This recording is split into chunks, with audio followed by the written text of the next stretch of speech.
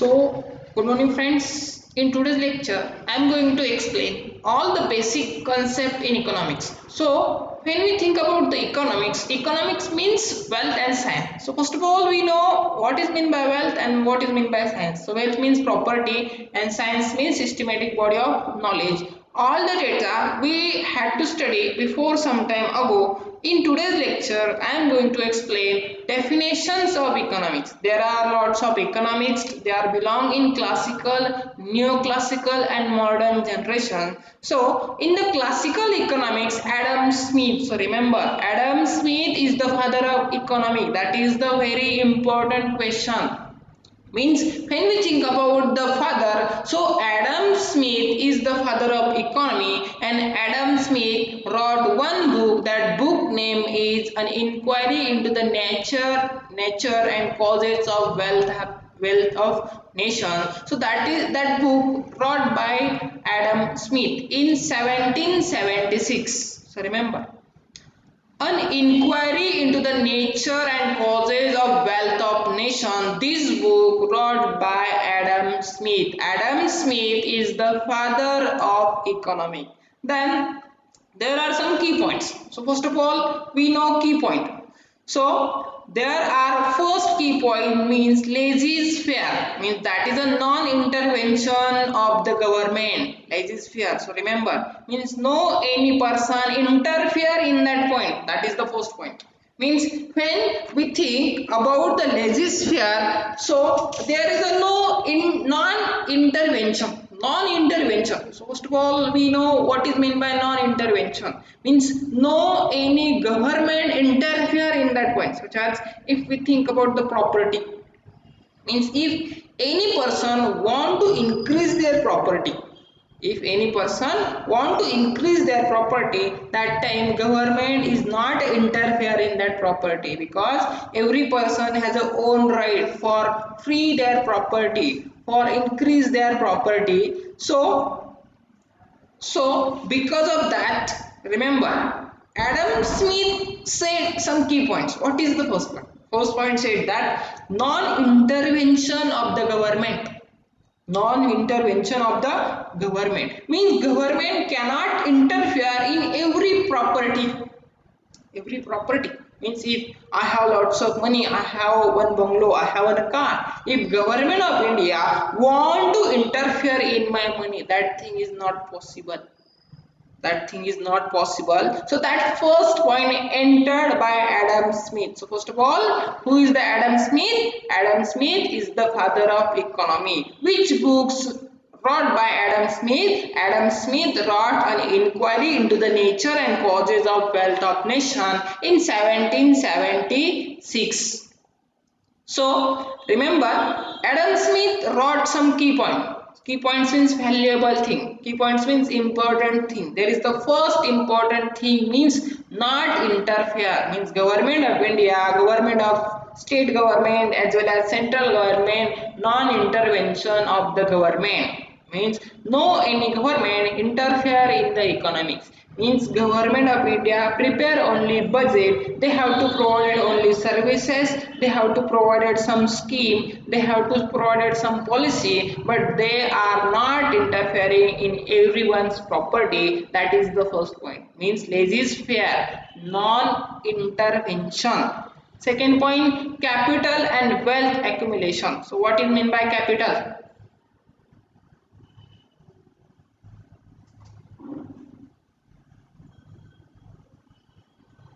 What is mean by capital?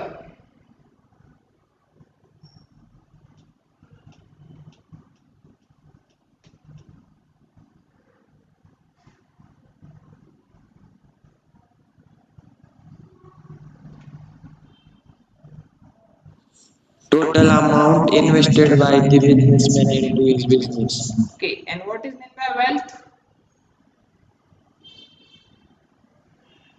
Property. Okay, so capital means total amount invested in the business by the owner, and wealth means property. Accumulation means collection. So remember, collection. capital and wealth collection. So capital means investment, and also investment means economics, means when we think about the property, when we think about the money, when we think about the economical condition. So capital and wealth accumulation, when any person acquire, when any person collect lots of money and invested in the business, otherwise invested in the bank, so that time their wealth has to be increased, their economic condition has to be increased. So accumulation means collection, accumulation means collection. So capital means an amount invested by the business to in the business by owner. So remember, that is the definition of capital, and wealth means property. So according to the key point of Adam Smith, lots of people, central government, state government collected lots of money in one place. That is the second point. And third point, nature's law in economic affairs. So first of all, we know about the nature. What is mean by nature? What is mean by nature?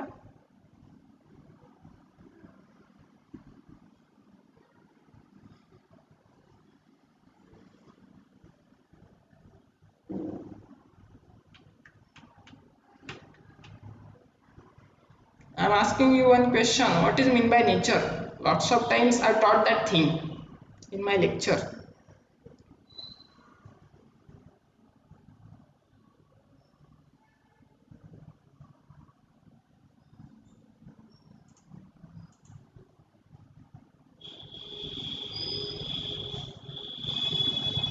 What is mean by nature?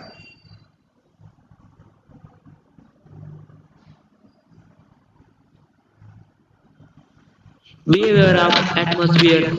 Behavior of an atmosphere. So nature's law in economic affairs. So remember, affairs means lots of function, affairs means lots of activity. Nature's law means if we think we want to increase our economy, that time this thing is naturally, remember, means if I think today I purchased, I acquire lots of loan, then economic will be increased. That thing is not possible. Means nature's law. What nature said, that nature said that you are doing according to the law. Means systematic body of knowledge, that's what we call science. But what we call nature? Nature means those things available in the earth.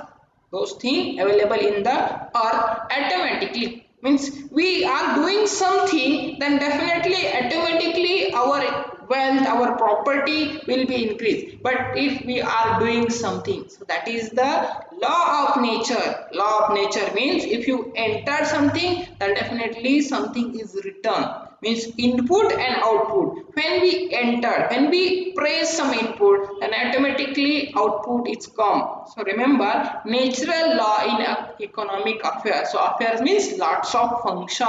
Then last point, division of labor as an aspect of growth theory. Remember, division of labor as an aspect of growth theory. So division means classification of labor. Classification of labor, there are different types of labor, such as administrative labor, such as a factory labor, such as a employee, such as a educated labor. So division of labor as an aspect of growth theory. So first of all, we know theory. Theory means a systematic collection of information regarding any subject. Growth theory, growth means development. When we think about the aspect means term. So division of labor, division means classification, means category, means according to the economy create a category. Middle class, higher class, lower class, means poor, then rich person. That category created because of economy, means earlier days, that time we were no any idea about economy, that time in the society no any category such as poor, such as rich. But right now there are lots of category, that category enter into society because of economy. Means if any person's economy is very good, that time that persons belong in rich category. If some person's economy is not good, that time that person belong in poor category. Means remember division of labor as an aspect of growth theory. So first of all, Adam Smith is the father of economy. In his work, he wrote one book in 1776, An Inquiry into the Nature and Causes of Wealth of Nation. There is the first point, key points of Adam Smith and definition. So there is the first point, not interference, means not intervention of the government, means government cannot interfere in the economy. Second point, capital and wealth accumulation, means when we collect some money at one place, then automatically after some time later our economy will be raised. That's what to call saving some money. And nature's law, economy it's depend upon nature, because this thing, just a minute,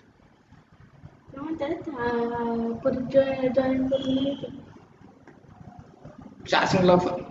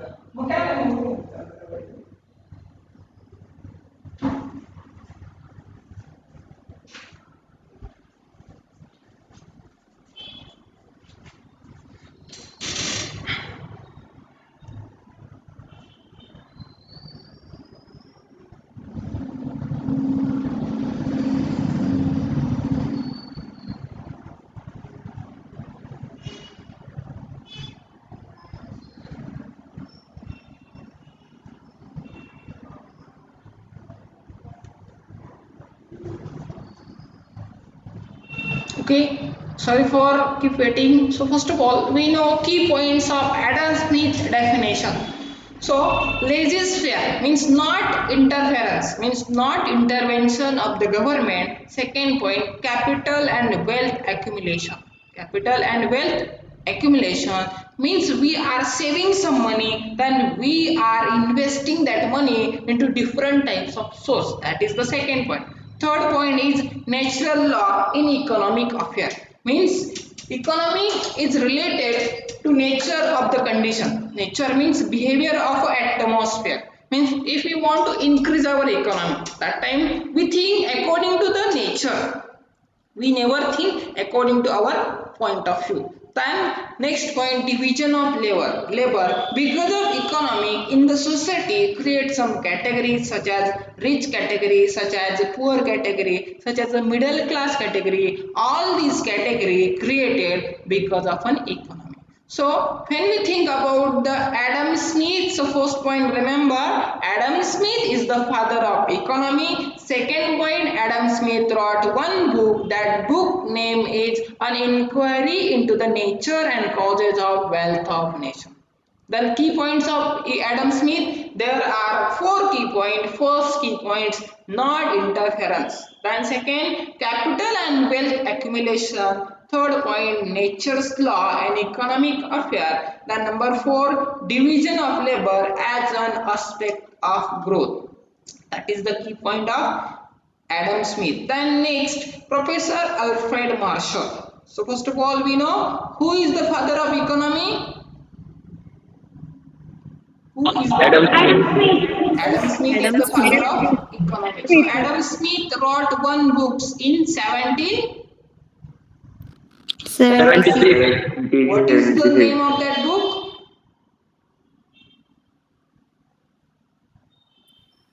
An inquiry into the nature and causes of wealth of nation. An inquiry into the nature and causes of wealth of nations. According to the Adam Smith, there are some important points. What is the first point? Government cannot interfere into Okay, government cannot interfere into the property, economy, etc. What is the second point? capital and wealth accumulation. Capital and wealth Accumulation. Accumulation. What is the meaning of accumulation, accumulation? collection, Collection. Then what is the third point? nature's law, Nature's laws. Then last, Division of labor division of is an aspect of growth okay, theory, what is mean by division? category. Classification. Classification classification, category. So when we think about the society, there are different types of categories such as Poor, rich. poor, rich, middle class, second class, lower class, as like etc. So now we think about the Professor Alfred Marshall. Welfare. Remember, welfare means that thing is a favorable to that person. What is mean by favorable? What is mean by favorable? Favorable means sometimes we used favor. This thing is favor of mine. So what is the meaning of favorable? Welfare related to favorable. What is the meaning of favorable?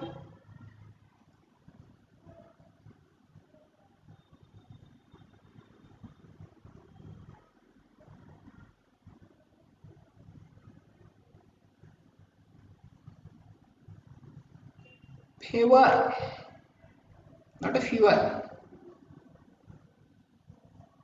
Who is going to explain the exact meaning of favor?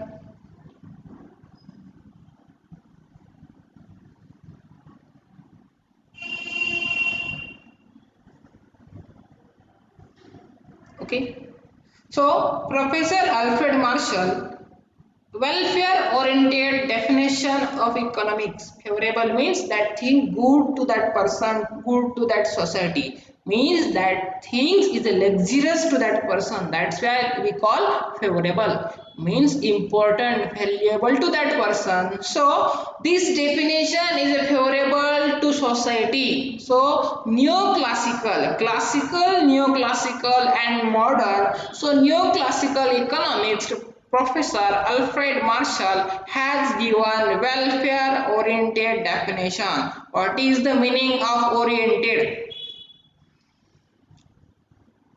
Yes, anyone any idea about word oriented? Oriented, not a Oriental Bank of Commerce. Welfare means that thing is good to that. But what is the meaning of oriented?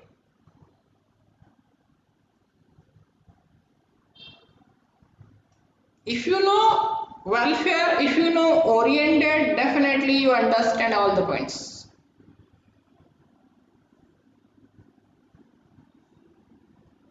What is the meaning of oriented and what is the meaning of welfare? Who is going to explain the meaning of welfare as well as oriented?